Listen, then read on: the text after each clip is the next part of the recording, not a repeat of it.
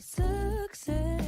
Welcome to Live Through Your Soul, the #1 purpose-driven talk show bringing you laughter, wisdom, and much-needed constructive criticism. Yes, so I'm here today with my special guest, Jakeithia Prejean, and we are going to dive right into our conversation today, which is designer footwear. Shout out to all of the Jimmy Choos out there, to all of the Christians, all of the Gucci's. Yes, but the main thing about life and purpose is walking in your own lane, walking in a shoe that was designed for you. When we don't walk in a shoe that's not designed for us, a lot of us tend to teeter-totter. We be like, ouch, ouch, ouch, the whole time walking. But yes, we're going to learn today how to walk into our purpose in the shoes that were designed for us. So when you walk into your purpose, or you walking in the shoe that's designed for you, I came up with 3 things that happens when you walk in your own shoes. First of all, you get to know yourself, you learn how to love yourself, and most importantly, you get to grow into your next level, which is where my special guest, Miss Jakeithia, is going to take us into our next level. Let me just put this out there. She's the author of this lovely book, Reset. Yes. And it's amazing. Let me just say that it's an amazing book, and we'll get more into where you can actually find her book before we leave today. But I made reference in your book about some of the things that we're going to be talking about today. And my first reference from your book, you said, I believe God was preparing me for what he knew was to come. So can you kind of tell us a little bit about what that meant to you at that very moment? I believe I referenced that once, but I believe I remember that very, very moment of that twice. And when I say that, I mean twice, I mean in a major, major way. The first one was like 10 years ago, right? So I was thinking about this the other day. I used to live in Ruston, Louisiana. I had been there for a long time. I went to Grambling State University, stayed there about 17 years. And so I left there in 2012. I'm sorry, because it's been 10 years. But it was like, when you think about me, is I'm very sensitive to what's going on in the atmosphere. And I don't mean that in a creepy way. I mean that in a discerning way, right? Right. So I'm a Christian, and I can't get away from it. And so I pray every day.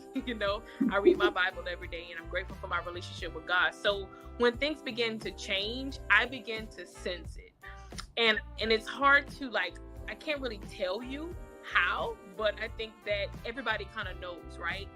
So one thing that I find that whenever you're walking in purpose, and let me say it like this, I knew that God was preparing me for what was to come, because everything around me was different from what I was feeling inside. And what I mean by that it was like everything around me was mundane. It was old. It was the same thing. It was habitual. And I wasn't, at one point in time, I found myself happy in that particular space or lane, like you said earlier.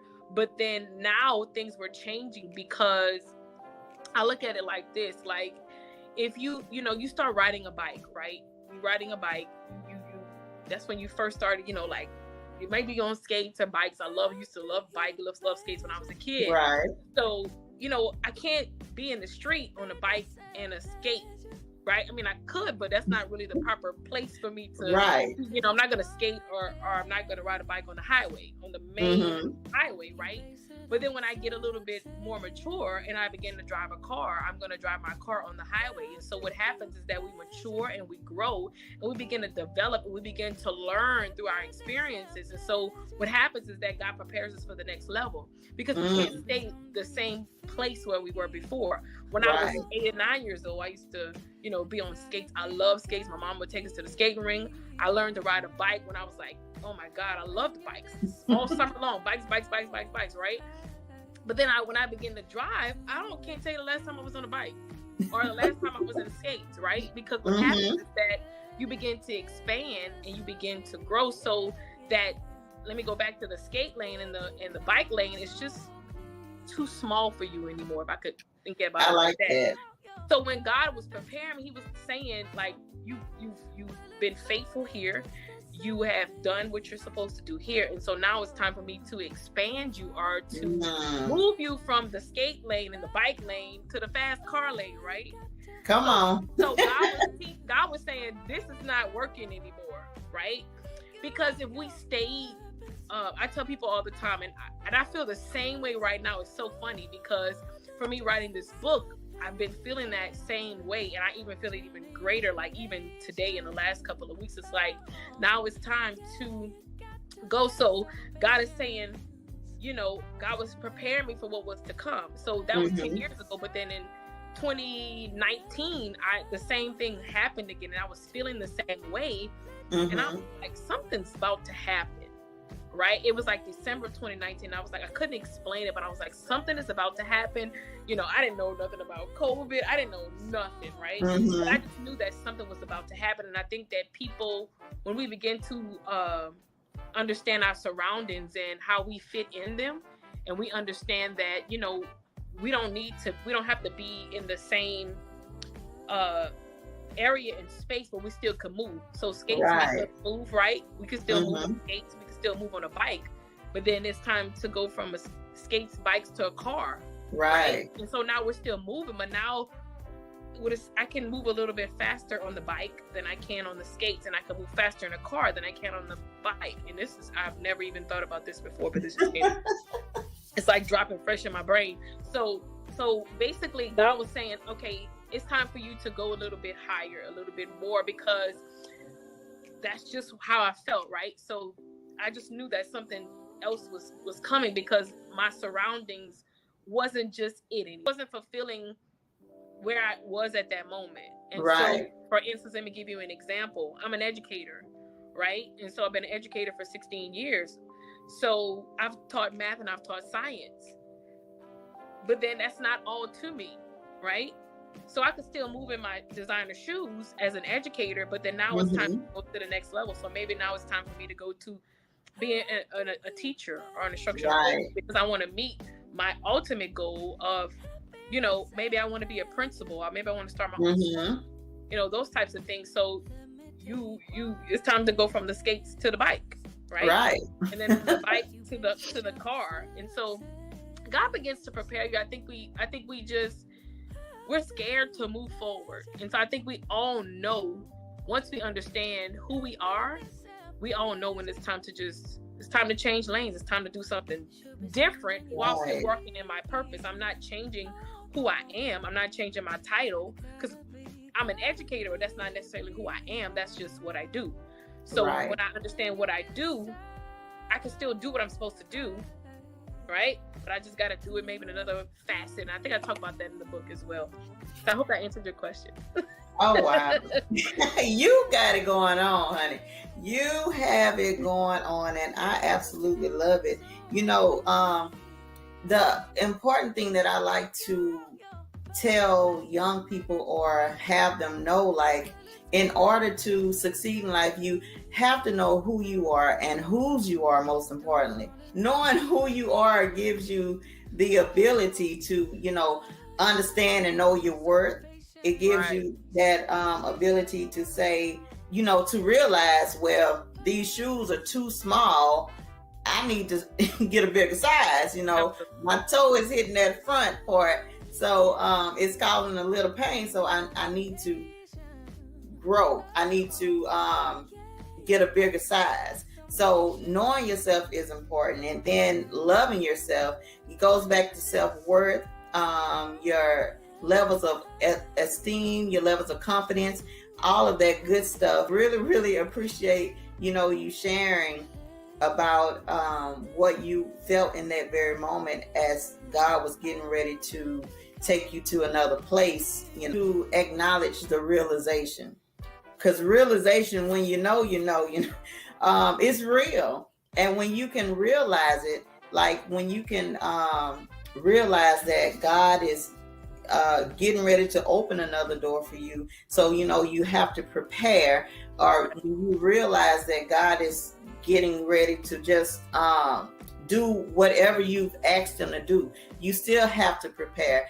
And in that, he knows all and he sees all. So if he knows you're ready for it, he's going to give it to you. And a lot of times it might catch us off guard. Other times, he gives us signs.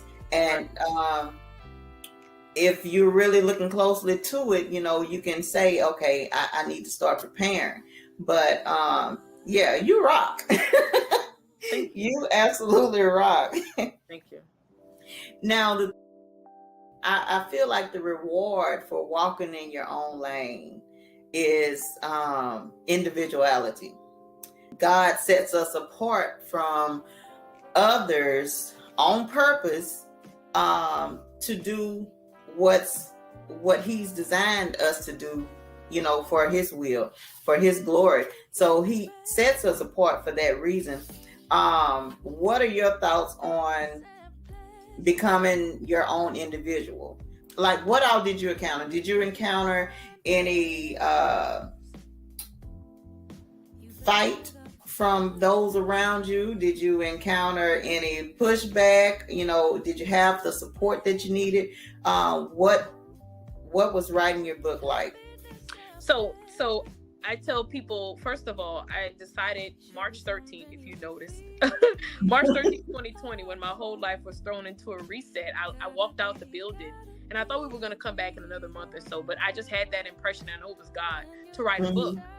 And sometimes during this pandemic, I didn't even write anything because I was going through my own oppositions. I literally went through a reset in 2021. I can't even tell you. First of all, I didn't tell a lot of people that I was writing a book. Okay. And I have some cousins that I hang out with, and they'd be like, "Hey, why you didn't tell me you were writing a book?" I was like, I don't know, because I just didn't, right? And not that they would have supported me, but it was just something that I just kind of wanted to focus on. So I shared it with a couple of my author friends, like my mom and my sister, a few of my nieces and stuff like that, my best friend, a couple of my friends, but maybe about 10 people. And then I just, when it was time for the book to come, I just threw it out there. And they're like, hit everybody with it. Right, and everybody's like, first of all, I'm a science nerd, okay? I have I'm an educator. I have a logic, critical thinking brain. I am not what you could be considered an author, but who's to say that, right? Right. Because we put our own limits on our own self, right? So who told you just because you have a larger critical thinking brain, and I said that on purpose for a reason, that you're not supposed to write a book, right? So I just come back to me, one of my mentees, I was asking her to write something like a testimony, and she says, "Hey, Jakeithia," in the email, she goes, "Hey, if there are any typos or anything like that, just tweak them for me." She was like, "But I don't know how much you would know about English because you're a math and science girl." But she was joking, right? But, you think about how many people have that thought, like, why can't you write a book?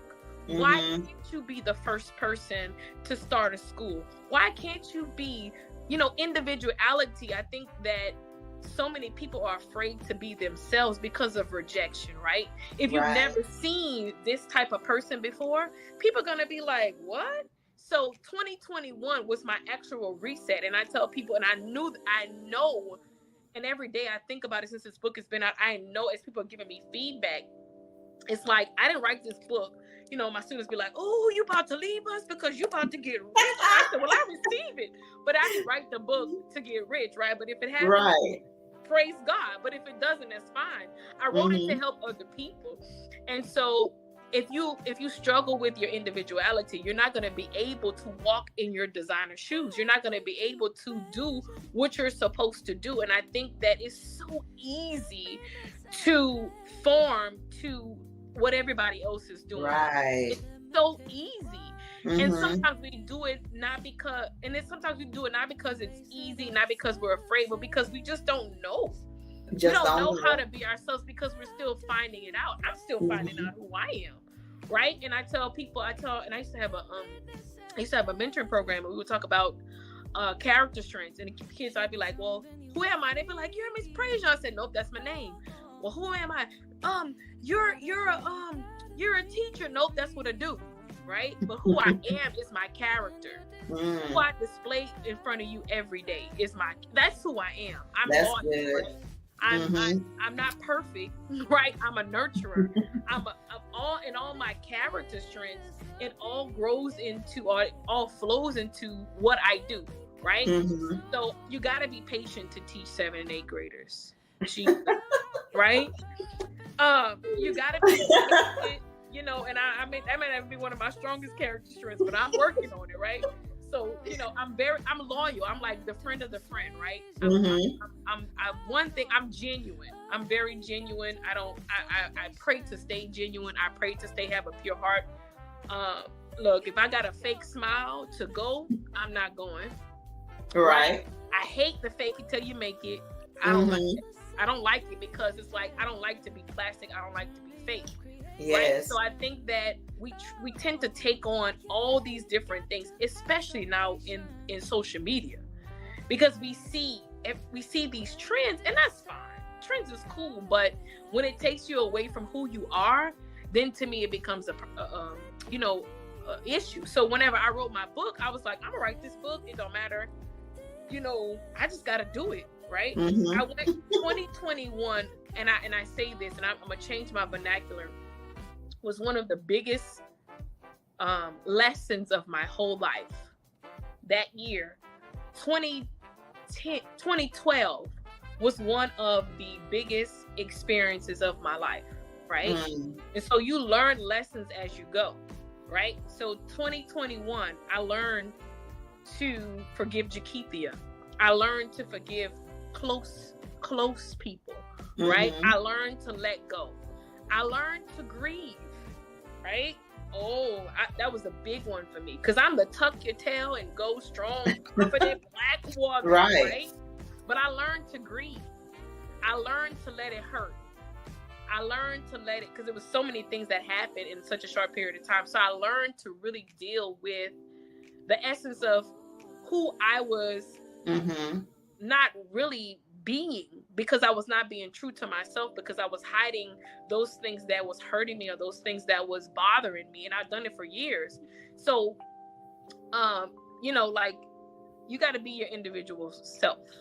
You're gonna have you know, different things, because experiences make you, and you know how you grew up and all that, it makes you. But you cannot be afraid to be yourself, because people need you. People need your individual self. Yes. Right? And I'm a science teacher, so, you know, nobody has the same DNA. Right? Except you're an identical twin. Nobody has the exact same fingerprints. There's 6 billion people, probably close to 7 billion people in the world now, and nobody has the same fingerprints. So if God was so intentional to do that, yes. I mean, you could come from the same family, same mom and dad. You can look almost alike, and you are not even down to your fingerprints, even down to your DNA. You are different, right? So just from the essence of your being, from the beginning of your being, God will set you apart to be individual. And I think that our individuality has to come from Him. We have to know Him, and then we're constantly discovering it as we matriculate through life. You know, it's not a one-time thing. It's a journey.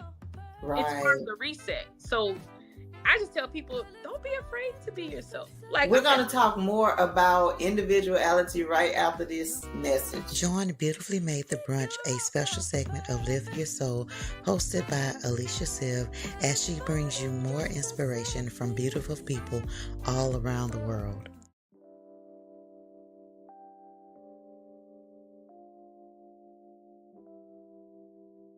Welcome back. I'm your host, Alicia Sylve. I'm here with my special guest, Jakeithia Prejean, and we left off speaking about individuality.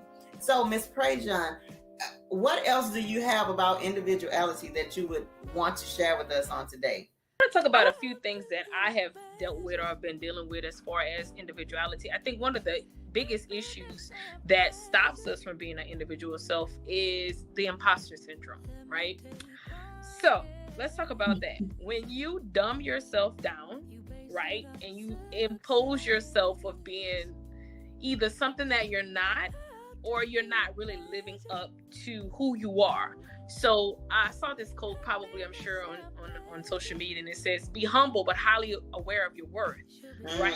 So too many times, if you're a person that you struggle with, I don't want to be prideful, I don't want to, feel like I'm just a big dog or whatever. And some people don't mind being the big dog, right? They be like, oh, they try to be, my spiritual father say trying to be big when little got them, right? So I don't want to be big when little got them, but I don't want to down myself of being who I am, right? Because if you do that, it's like you're not really living up to your full potential. And so when you're not living up to your full potential, you're not being who God created you to be. You're not being an individual self, and you're not being able to reach the people that you're supposed to reach as an individual person.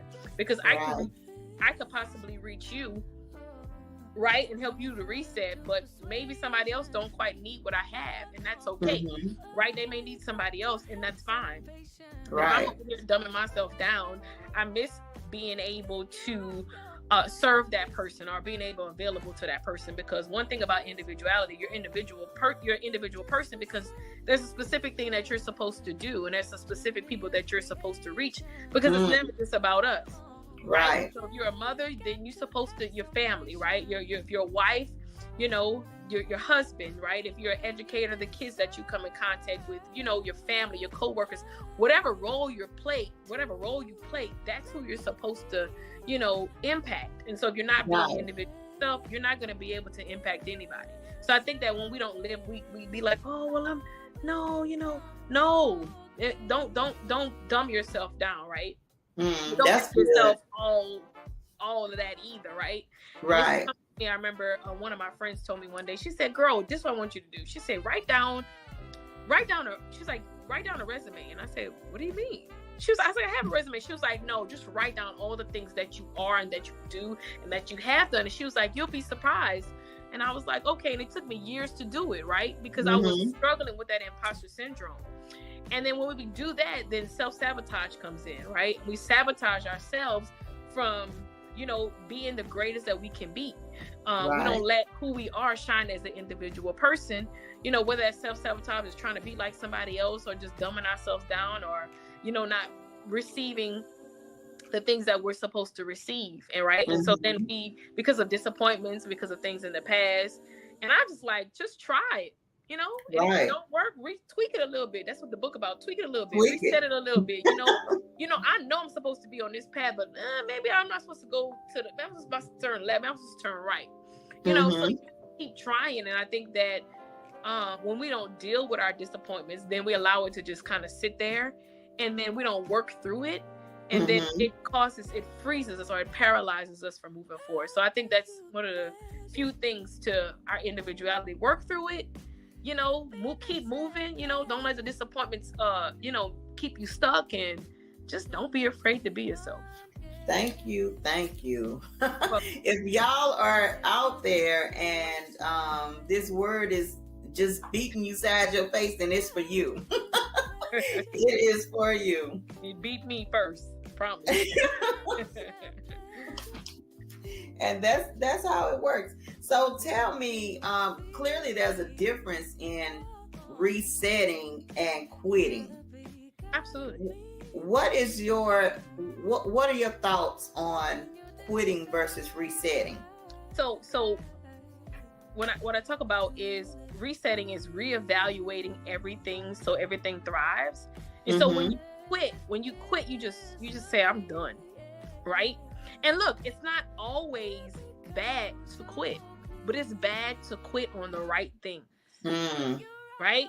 So when you're reevaluating, you're looking at your priorities. And so that's what I talk about in my book. I talk about priorities because priorities change, right? I think that it's out of order, quote unquote. Well, for me, it's hard for me to live in what I call oh, you got to balance everything. That's hard for me. Okay, now everybody else, but for Jakeethia, it's hard to balance because some things are not as important as other things, right? And then at certain times in your life, things change and your priorities shift, right? Most definitely. So I can't quit on me, right? I can't quit on the mandate that God has given me. I can't quit on the people that God had put in my life for me to,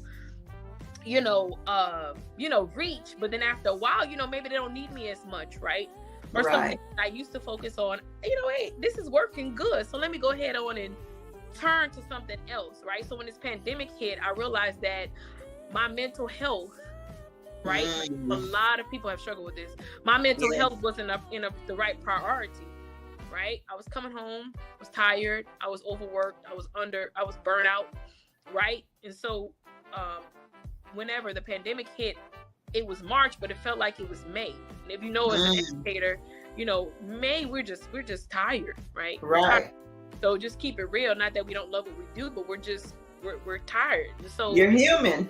You're human, absolutely. And so quitting, you can't, some things you just, it's done, it's over with, that's it, right?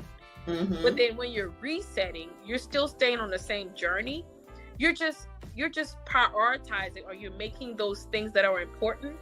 You're doing something with those things, right? So you're not ignoring them. You're not, you're tweaking them, right? So for instance, if you say, hey, I want a better job, right? I want another job, and you may be, I want another job because I need to make more money. Well, maybe you just don't need more money. Maybe you need maybe you need a budget. Come on now. Maybe you need to stop eating out. Maybe you need to stop buying clothes, maybe you need to stop, doing some things. Maybe you need to really be very intentional about your money. And then you'll find out that maybe you really don't need another job, or maybe you do need a job, right? You do need a better job because maybe it's time for you to go down the fast lane in a car. You just have to know the times and the seasons of your life. And yes, that's very important. To know when to do what. And that can be challenging. It can be challenging. But I think that sometimes we just gotta do it. And sometimes, we just gotta pray on it, right? And pray on it. And I think that a lot of times we hold ourselves back because we're just afraid, or we quit too soon, right? Because some things just take a lot, When it gets hard, we tend to quit. Yeah, when we tend to doubt what we know we want to say stop. So you just gotta know, resetting is I'm still on this journey, but I'm just gonna do this a little different. That's good. Right? I'm gonna reevaluate. I evaluated, but I'm gonna reevaluate. I'm gonna say, hold on, this working, but maybe this could work a little bit better. Right? I got this really good job. I'm enjoying what I'm doing, but it just don't seem like I'm making enough money. I'm just using it as an example. Well, if you're not making enough money, then why? Like I said, do you need the budget? What are you spending your money on? Do you have a budget? Right? What are you doing? Are you, what are you doing? Right? So I just think that that's just an example. And so I'm not going to be like, oh, I quit my job because, hey, some people do it. I'm not. I'm going to quit my job because I just want a new job. I mean, I don't find that to be wise, but hey, it's all about, I can't tell people how to reset. I can just give you some types of solutions, not specific, for everybody, unless I just know I know everything or whatever. Or you come to me and be like, hey, blah, blah, blah. But at the end of the day, I think we all know individually, or as a person, what needs to be done. Right. I just think we know. We smart enough.